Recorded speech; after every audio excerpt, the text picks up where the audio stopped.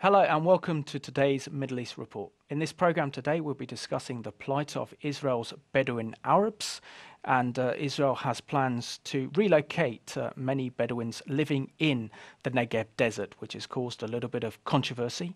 But this is the truth behind Israel's plans to resettle Israel's Bedouin Arabs.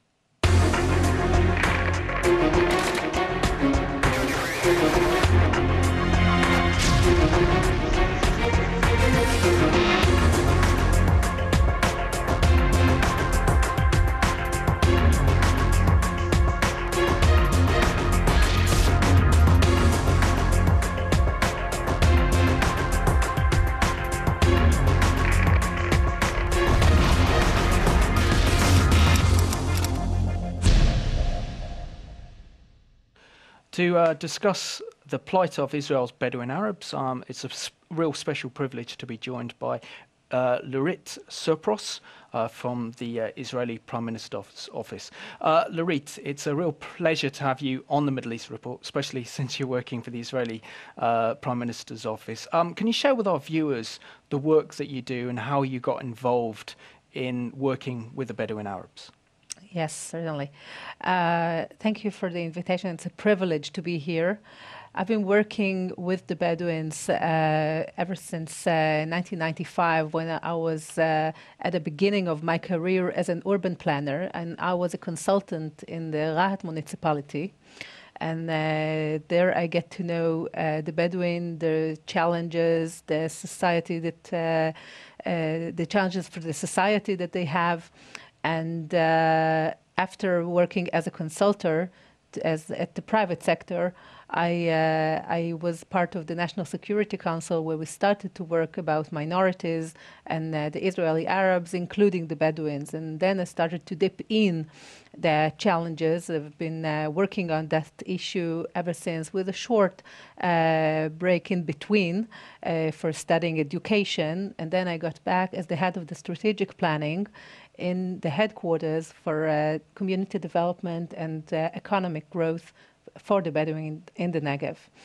And what we are doing is actually having our headquarters coordinate all the ministries of the government to implement the national policy to rearrange the Bedouin in the Negev. And our aim is to have the Bedouin society have a better life, better access to infrastructure, to public services, so they can have really the same opportunities. The children of the Bedouin society have the same opportunities like my children do in Jerusalem.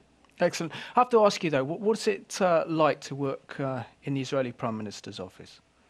Well, it's very busy and very challenging, not just the professional challenges, but also to work in political issues. But we have the best people that are working with us, and we believe that we do something that is really, really important from the future of the whole Israeli society. Excellent. And how would you rate the Israeli Prime Minister Benjamin Netanyahu to actually work with, and how serious is he in actually helping the Bedouin Arabs? Well, I think the Prime Minister is behind that policy. This is something that he strived to implement, and we have his support. And he was talking about this issue several times, including in the recent demonstrations. And we have his support for that very important issue. Excellent. Now, the Negev has been very important to Israel historically and also politically. Can you share with us the importance of the Negev desert to the state of Israel? The Negev is the periphery of Israel, and the first Prime Minister, Ben-Gurion, said that in the Negev we would be judged. And actually, the development of the Negev was not the top priority up until very recent years. But I think it's now changed, and the Negev is going to be in the focus of the development efforts of Israel for the next decade. And we've got a clip to go to now that looks at Israel's biblical connection and historical connection to the Negev desert.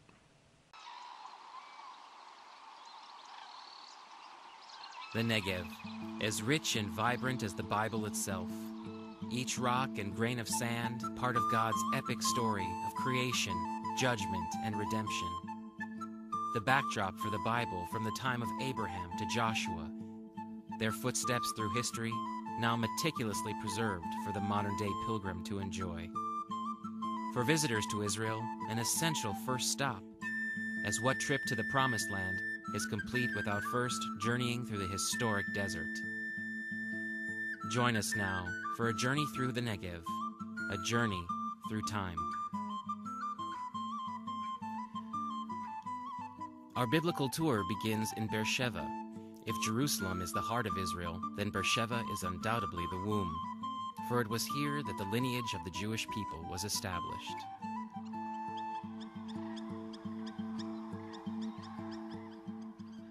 The name Beersheba means well of the seven, or well of the oath. It was given by Abraham himself after making a covenant with Abimelech, the Philistine king. Today, a well like the one Abraham swore he dug can be visited in this city. Pivotal moments in history took place in this area. It was to the wilderness of Beersheba that Hagar and Ishmael were sent to wander, and it was here that Abraham returned after God spared his son Isaac. Later, it would be the home for Isaac's son Jacob, making it the only city mentioned in the Bible that was at one time the residence for all three Israeli patriarchs. Our next stop is the shore of the Dead Sea, a stark reminder of the days of Sodom and Gomorrah. Many visitors flock to this pillar of salt in particular, reminiscent for some of the story of Lot's wife, who was turned to salt after looking back at the destruction of the two cities. No story set in the Negev is more famous than the 40-year wanderings of the Israeli people. Today, Timnah Park is home to the Ohel Moed, a life-size recreation of the tabernacle used by the Israelis as their place of worship during their desert years. Visitors to this exact replica can walk through the model and imagine themselves in Moses' day. From the altar and showbread to the Holy of Holies, visiting this tent of meeting in the desert will be an unforgettable experience. Like Isaac and Jacob before him, a young David spent time in the Negev before becoming king. Deb Sor Stream was the site of David's battle against the Amalekite people. The book of 1 Samuel tells how the young warrior destroyed the Amalekites after they raided the Negev. David's journey also took him to a true oasis in the desert, En-Gedi National Park, used by King Solomon in the Song of Songs as a metaphor for its beauty. En-Gedi offers visitors refreshing springs to admire and to swim in. Also, caves to explore, like David once did, as he hid from a jealous King Saul. Tel Beersheba offers Bible historians a glimpse of what life was like in the time of the Kingdom of Judah.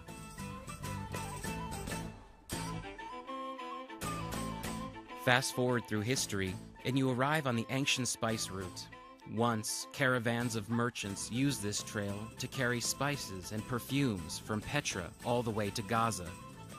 Along the way are remnants of church history. Ovdat, Mamshit, and Nelis near Dimona are all home to churches from the Byzantine period. The structures served as houses of worship to Christians dating back to the 1st century. While in Ovdat, the Ein Ovdat spring is a beautiful reminder of God's faithfulness, even amongst the harsh landscape. In the city of Susia is a great temple from the 2nd century. Inside is a spectacular mosaic from artisans past. The Susia area is home to many ancient synagogues. But the only remaining synagogue in the world from the 2nd Temple period is on Mount Masada. Overlooking the Dead Sea, Masada is a 1st century fortress. An early morning hike or cable car ride makes for a spectacular sunrise and is a rite of passage for all visitors to the Holy Land. Afterwards, take a tour of the painstakingly restored fortress and learn the tragic history that makes it one of Israel's most important sites. There are many ways to see the sights in the Negev.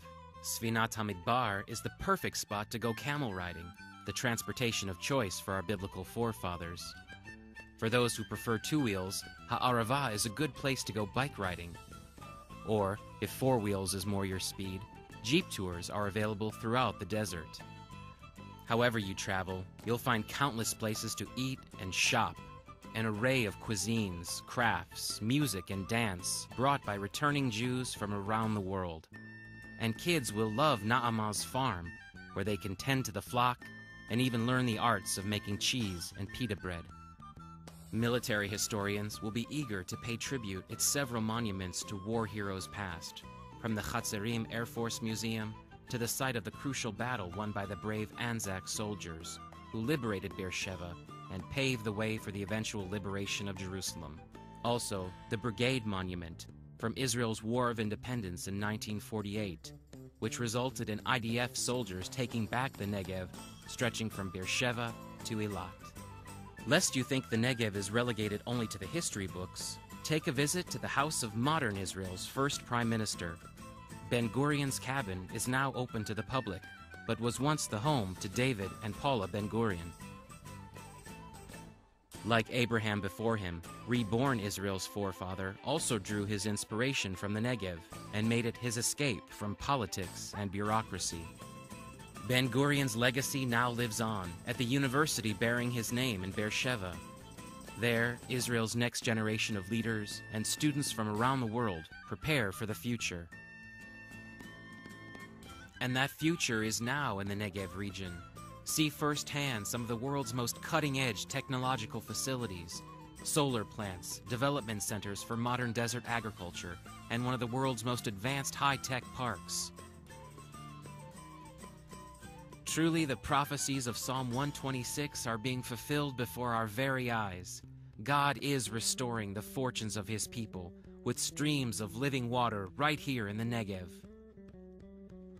We invite you to see these miraculous events on your next journey to God's holy land, the Negev. Let the Bible be your guide.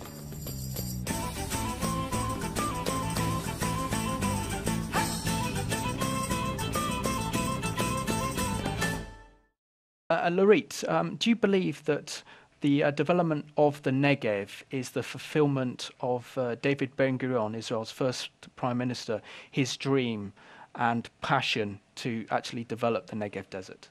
Absolutely.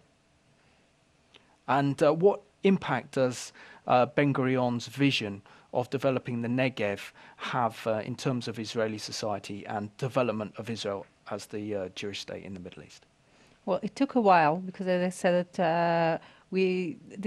this part of Israel was let's say neglected for many years, and not having the focus and the budget and the development efforts for many years. But now with the national plan for moving the IDF bases into the Negev, I think it will boost the development of the whole area. There have been a lot of massive allocations of money for infrastructure, for highway, for the railroad that will shorten the time between Tel Aviv and Beersheba. And we do see it's quite a progress in bringing high-tech industries to the Negev. The cyber industry, the national cyber industry, is going to be the center going to be in Beersheba. We have the mayor in Beersheba that do an excellent work in promoting and developing Beersheba as the capital of the Negev. And we want to see a lot of young people coming to the Negev, build their house there, and bring life to the desert. Excellent. And how do you bring life to the desert? Because, I mean, looking at Israel, it's a modern miracle anyway. But to actually develop the Negev desert and to actually build homes, to build communities, to build businesses is an incredible challenge. How is Israel going about meeting that challenge of actually developing the Negev as a region? So first of all, infrastructure, that's the basic things. And if we have public transportation and we expand roads and highways and and allocate the budget to the south, I think it will all be one after another. Incredible. And we've got another clip to go to. This one's entitled David Ben-Gurion, who was Israel's greatest leader and also Israel's first prime minister. And his passion was that the Negev desert would blossom and bloom.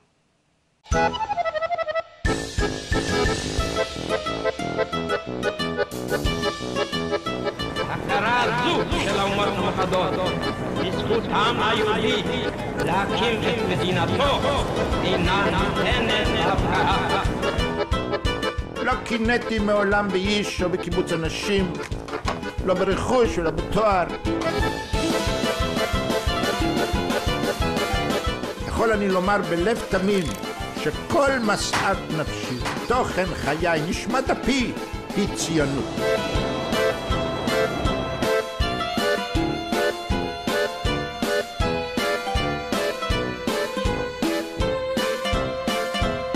לעצמי אינני מבקש מאומה.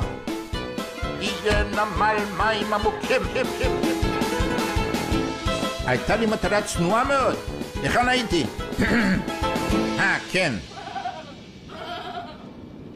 Can you tell us something more about the Bedouin community? How long have they been living in Israel, and what role do they play within Israeli society? Okay, so we're talking about a population of 210,000 Bedouins that are currently live in Israel. Half of them live in urbanized areas, and about half of them live in unrecognized and illegal villages, and they've been here for many years. Before the establishment of the State of Israel, back in 1948, there were only 11,000 Bedouin left in Israel. The others left Israel, and since then we're talking about 65 years. The population has grown into 206,000 people. That are now living in the area between Be'er Sheva, Arad, and Dimona. Most of them are living there, and since the Bedouins, most of them are not living in legal villages.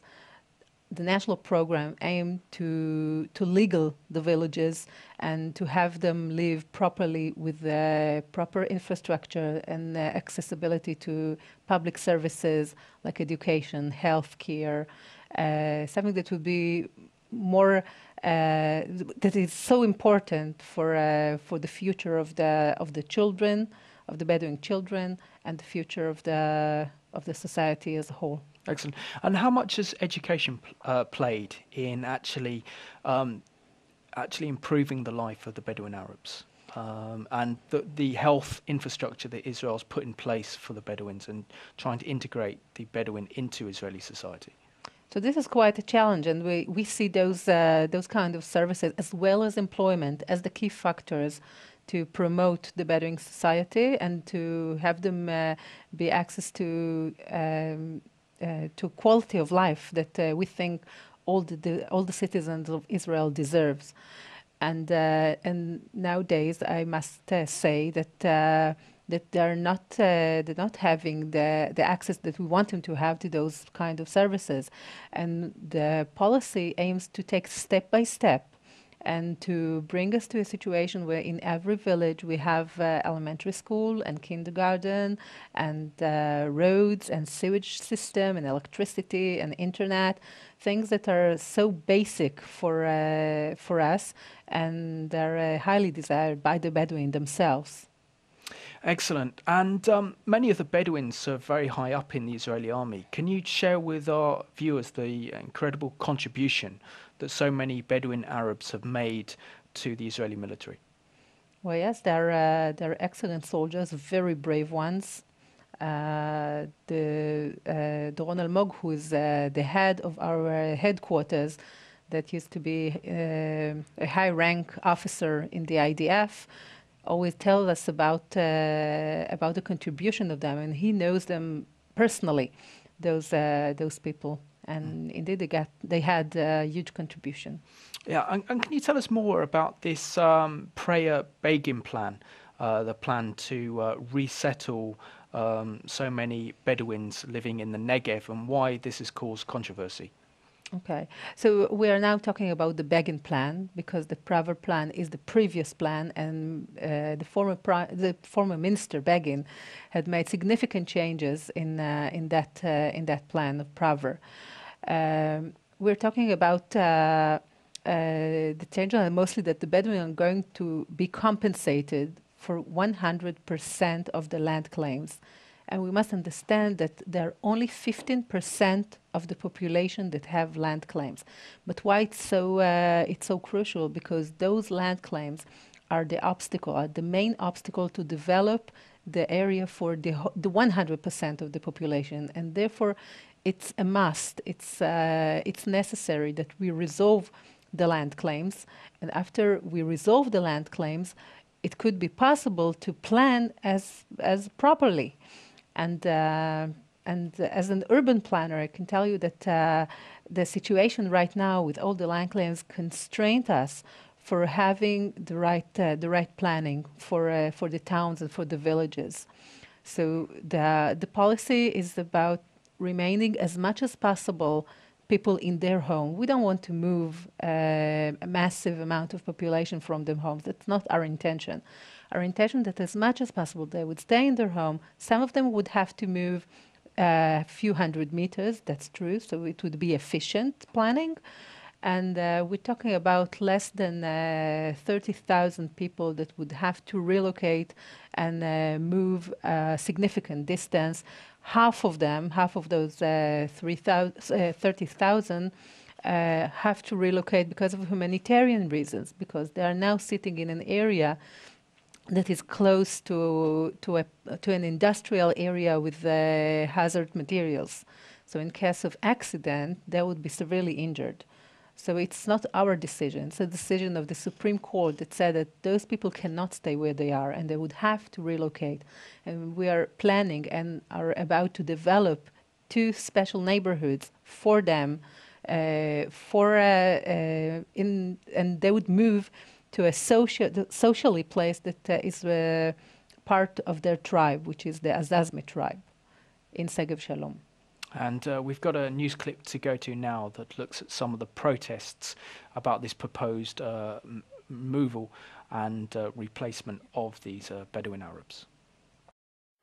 We're here at a peaceful demonstration in the Negev desert near Rahat, South Israel. Now, if you look behind me here, there are a crowd of people, hundreds of protesters that have massed here. Let's get a little closer to them.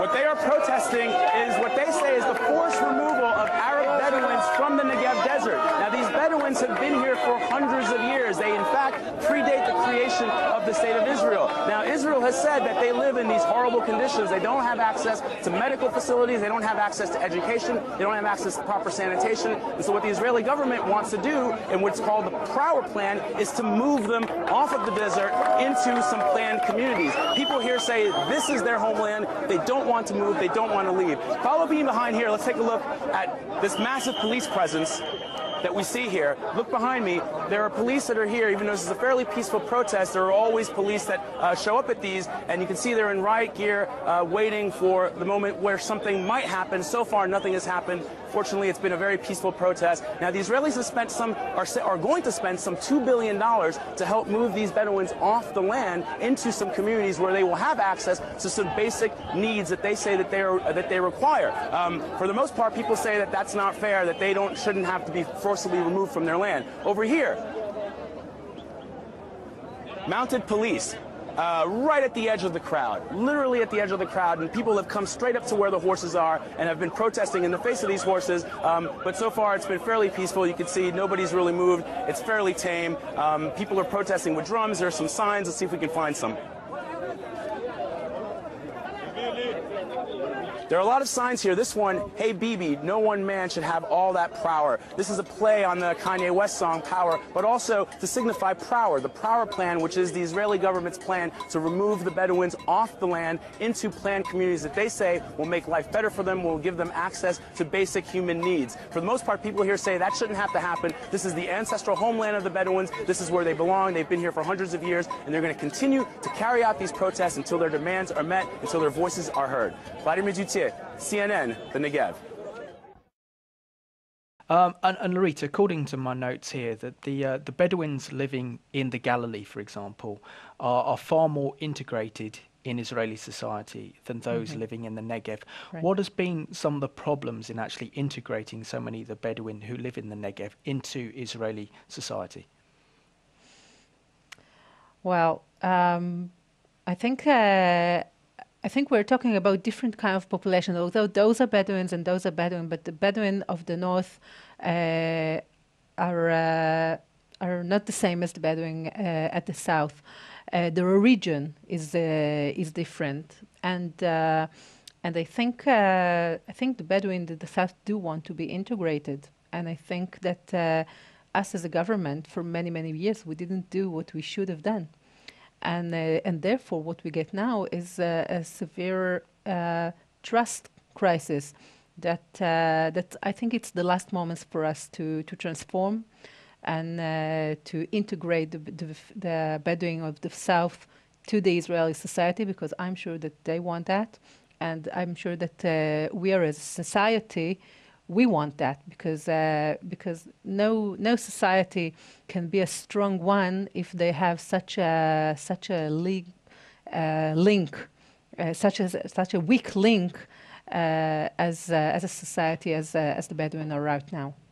And we've got another clip to go to now, and this is two Bedouin sheikhs talking about the begging plan.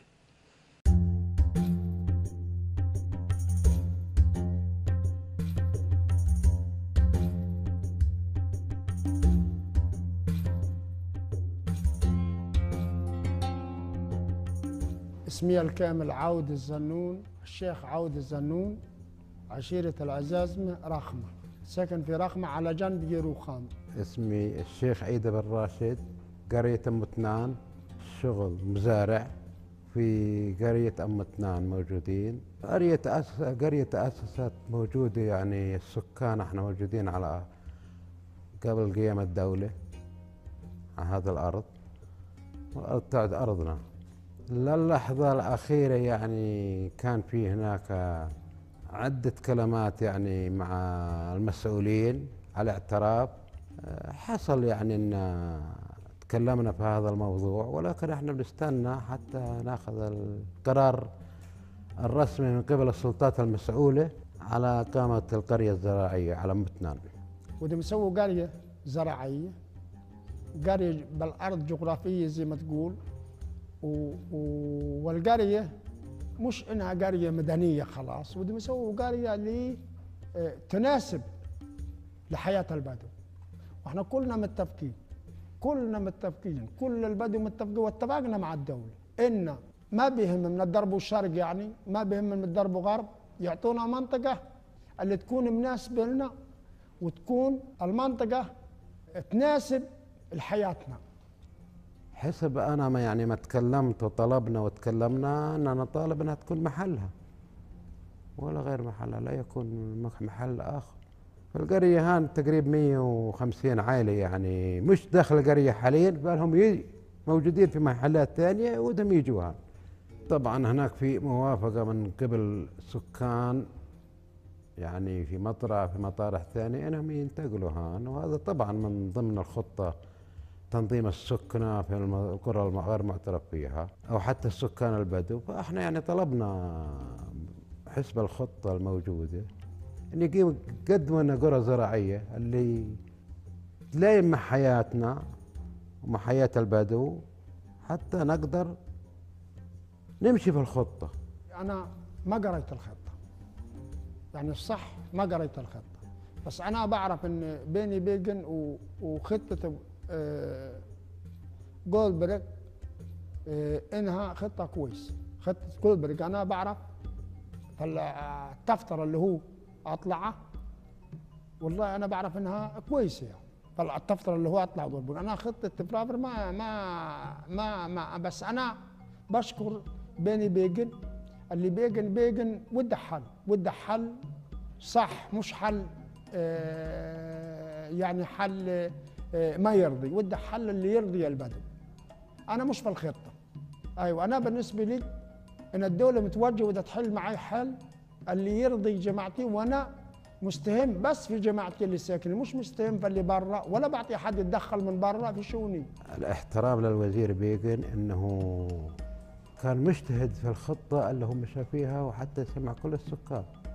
كل الاحترام لي يعني انه ما كان يشتغل الا بضمير حتى يصل لحل مرضي، او حتى يسمع المواطنين البدو ايش مطالبهم.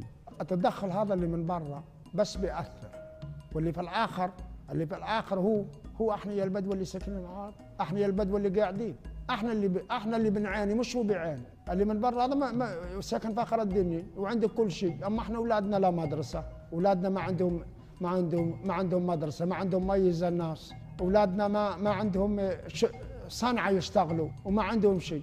احنا اللي بنتاثر مش هو اللي بيتاثر. اللي بيجي من برا وبيقول لك هذا مش كويس وهذا كذي وهذا كذي، وايش البديل؟ ايش البديل؟ يعني ايش البديل؟ يعني هل ترى انه يعطينا بديل افضل؟ لا، البديل هو حل الدوله معنا. انا بحكي لك قدمنا حصي إن مستعدين نجي في قرية زراعية مع بعض عندي هون، مستعدين. موضوع سياسي أنا لا أتدخل في سياسة، الكل بيعرفها والكل العالم بيشوف والكل بيعرف المواضيع. ما مشى سياسي أو موضوع سياسي لا أتدخل فيه أبدا. أنا أتدخل في حلول للمواطنين، للي بدي حل، واللي بدي يمشي سياسي يمشي حر، بدي يوري. أنا أتدخل في السياسة أبدا.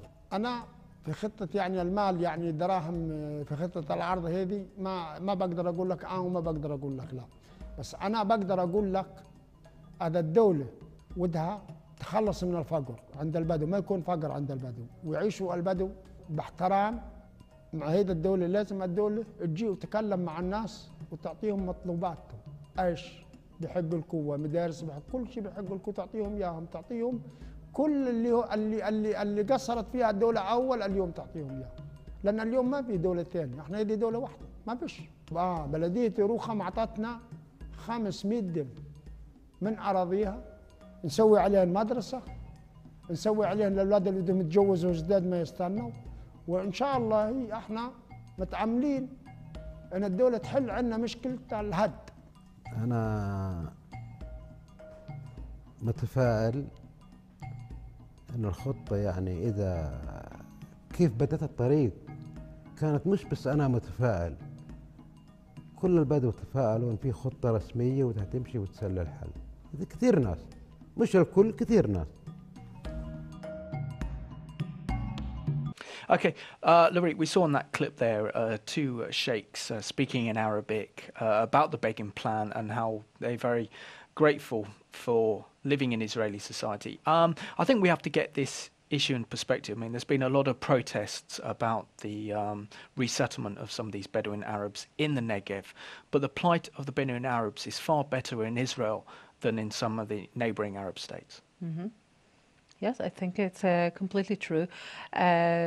Well, the protests were making a lot of noise in Israel, but practically, if you were looking about the amount of people that went to those demonstrations, very few. Very few. And I think the majority of the Bedouins are silent, and I think that silence reflects that they do want to move on and they do want to cooperate with the State of Israel, and the State of Israel is allocating a lot of money as addition to the plan and independent of the rearrangement of the community and resolving the land claims. We're investing nearly 209 million pounds for a 5 years plan that will be allocated to education, to employment, to infrastructure, to personal safety. And this is a lot of money that has been invested in very short time.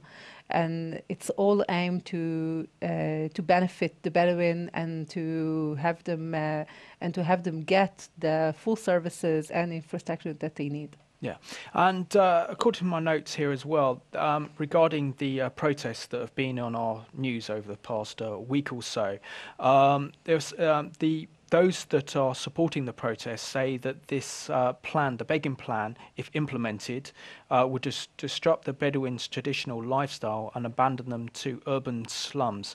What do you say of those who are very critical of the begging plan?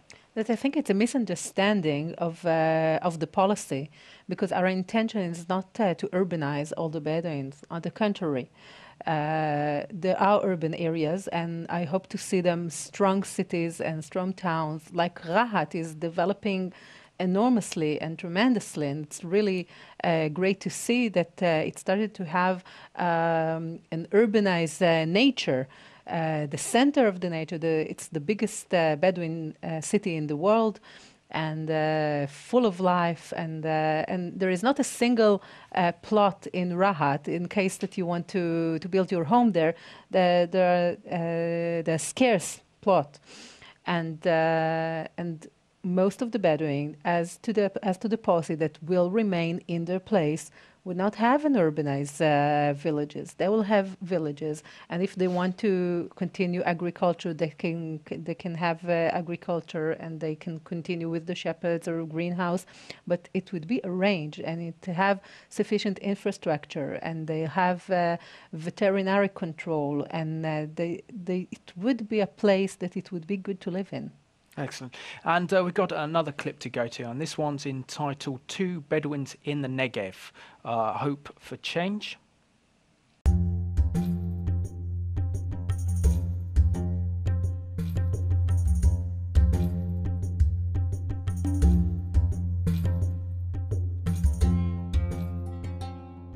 اسمي أنا كامل جمعة أبو نادي من عشيرة القديرات من شمر، ساكن منطقة اللقية، بس مش في البلد نفسها، في ضواحي البلد. متجوز وعندي 8 أولاد. بشتغل في مجلس اللقية المحلي. أنا تعلمت ثانوية في مدرسة كسيفة أبو ربيع، خلصت الصف الثاني عشر. إحنا كنا ساكنين في محل ثاني بس قريب من هالمحل، والحكومة قامت وده تسوي مشروع مجاري لبلدة اللقية ولبلدة ميثار وحورة، فطلبوا منا يعني أن نرحل. فبموافقة الحكومة يعني وجدنا هذا المحل مناسب ورحلنا هون. هذا كان قبل 15 سنة. لما رحلنا ما قلت لك هذا كان اتفاق مع الحكومة أعطتنا تعويضات وكانت مساعدة يعني من كل النواحي. هذه الأرض اللي احنا موجودين فيها اليوم بعد ما رحلونا هي أرض ملك للحكومة. الحكومة أعطتنا إياها عشان نسكن فيها إلى حد ما يكون يعني حل لكل العائلة. قالوا لنا اسكنوا هون، أعطونا تعويضات عن البيوت وعن الشجر وحتى الطريق الجديدة لمحلنا اليوم هم اللي فتحوه، وحتى المية يعني هم اللي جابوا مية لحد هون. دايما تضمر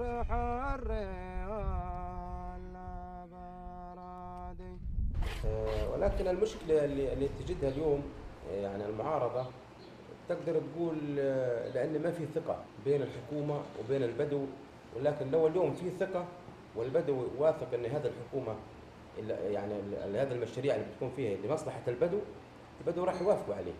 في حوار ودائما كان في حوار، ولكن الحوار ما كان بيأخذ يعني تقول كل الطائفة البدوية. أنا بعتقد اليوم الحكومة لازم تحكي مع البدو بصورة مباشرة وتحكي مع كل البدو، مع المتعلم ومع المثقف ومع العامل ومع البدو البسيط ومع المرأة. وهذه الخطة هي خطة متعددة الجوانب، تتكلم عن يعني إقامة قرى جديدة، ومن ناحية ثانية إقامة مناطق صناعية في القرى الجديدة، المناطق الصناعية في القرى القديمة، يعني سيقوموا بدعمها. يعني لو شفت مثلا في قرية زي رهط يبنوا يعني منطقة صناعية كبيرة. فالخطة إجماليا هي ماخذة البدو خطة إجمالية، منها سكن ومنها الصناعة وتطوير الصناعة ومدارس. فلا شك أن هذه خطوة احنا كنا بنستنى فيها، ولكن الحكومة هذه قامت ووضعت ميزانيات وأخذت قاضي من المحكمة العليا اللي درس موضوع البدو. الحكومة أجابت الوزير بيني بيغن وقعد يمكن أكثر من سنة، وأنا يعني واحد من الناس اللي قاعد معاه وبعرف بدو كثيرة قاعدوا معاه، وحاول يفهم إيش الصعوبات ووين يقدموا التسهيلات. الحكومة اليوم وضعت ميزانيات، وكل بدوي ما في قصة يعني سرقة أراضي. الحكومات لا تسرق أراضي، السرقة بتكون في الليل، هذا أمر في النهار. اللي راح ياخذ من الأرض راح ياخذ الأرض ويعطوه مثلا بالمقابل أرض، والأرض إذا أخذوا منه قسم من أرضه فهي حتى يسكنوا جيرانه وقرايبه وراح يسكنوا عليها بدو. طبعا هناك ناس بيعارضوا هذا المخطط، ولكن عندما تنظر يعني ليش بيعارضوا؟ ناس يعني لهم أغراض شخصية، أغراض سياسية. المعارضة هي مش من قلب خالص، لأن اللي بيعارض معناها وده إن البدو يظلوا رعيان غنم ومتأخرين والفقر وجوع. هذا اللي بيعارض. كل التدخلات وكل الناس اللي بيعارضوا لقانون برافر هو ناس لها وتر، لها أهداف يعني غامضة. هذا كلها أسباب سياسية. ناس بتجي من الشمال ما همها البدو 60 سنة عايشين زي كذا، ما همهم إياه، بس بدها تركب على ظهر البدو وترفع الإعلام ونعارض حتى البدو يصوتوا لهم في الكنيسة. الحين الحكومة لما بتفكر لمجمل السكان، بتشوف مشكلة البدو مشكلة عويصة، فما بتنحل لا مشكلة التعليم ولا مشكلة الصناعة ولا مشكلة التجارة ولا مشكلة الخطوط ولا مشكلة البناء، إذا ما بيمشوا ويسووا مخطط كبير يحل كل المشاكل ورصد ميزانيات ومشاركة الجميع فيه.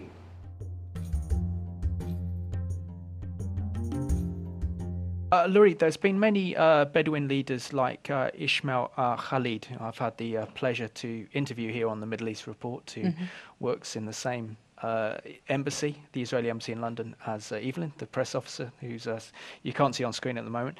And this is what he said. He said, which I think is very profound, he said that the descendants of nomadic tribes who have migrated to the region in the 19th and the 20th centuries, we, the Bedouin communities in Israel, are part of the Israeli success story.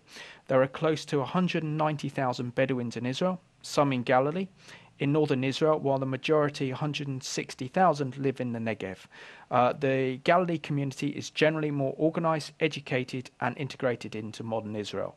While 40,000 Bedouins in the Negev still live in unregulated villages. Since Israel was established 65 years ago, various Israeli governments have attempted to help the Bedouins adapt to a more modern lifestyle, providing free education, infrastructure, medical care, and more. This takes time and requires the full participation of the community leaders. What is needed is united community leadership, but which sadly doesn't exist at the moment. What do you make of his comments? Well, I agree to every word. It's easy enough. So as we're seeing these protests, and sadly, like anything in Israel, which is very much a small domesticated thing, is very much exploited by a lot of our foreign press and foreign media, and particularly with comments like that Israel is ethnically cleansing the Bedouin Arabs, which is complete lies, and we recognise that. But how does Israel deal with these problems without international condemnation by the international community? So we do tours like this one that I'm coming to explain what's really inside the policy. And I think there is a lot of misunderstanding and disinformation regarding that because because I think this plan is a good plan. It's a comprehensive plan. It's a plan that wants to make a real change for the Bedouin, for the benefit for the Bedouin. I think that our headquarters and the attention that the Prime Minister gave to this issue and the efforts that we are all doing, I think we are the lobby of the Bedouins. I wish they would have their own strong leadership that could have the political votes so they can take care of themselves. But if not, that's our role at the moment. And when we're looking at some of the protests, I mean, I've looked at some of the footage, and what concerns me is that with the Bedouin who are protesting against the resettlement of their communities, is that they're waving the Palestinian flags and identifying with the Palestinians when they're actually Israeli Arabs. Isn't that a bit of a cause for concern? Well, I think some of the people that you saw are not Bedouins at all. And what we hear and the protests that we hear are not coming from Bedouin, and that's unfortunately. There are people that are trying to make a victory out of this issue for their political concerns. It does not reflect what the Bedouin are thinking and what they want. And I think the Bedouins do want to be integrated into the society, and they care about the basic things.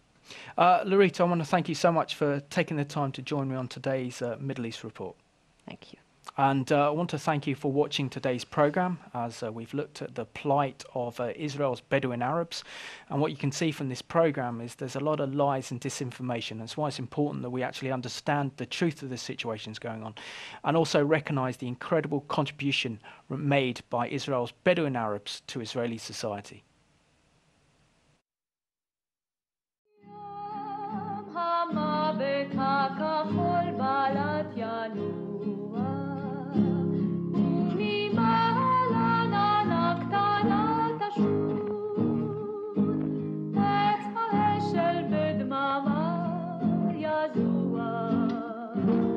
וכל קו בחול יפה חרוב האדמה תצעיב בלהט שמש והאבק מחניק יחוף ברור אכן גדי לא תסבול בכמש בישלט גוון ירוק וחור Ein Gedi, Mehayati Tzamach B'Chama. Ein Gedi,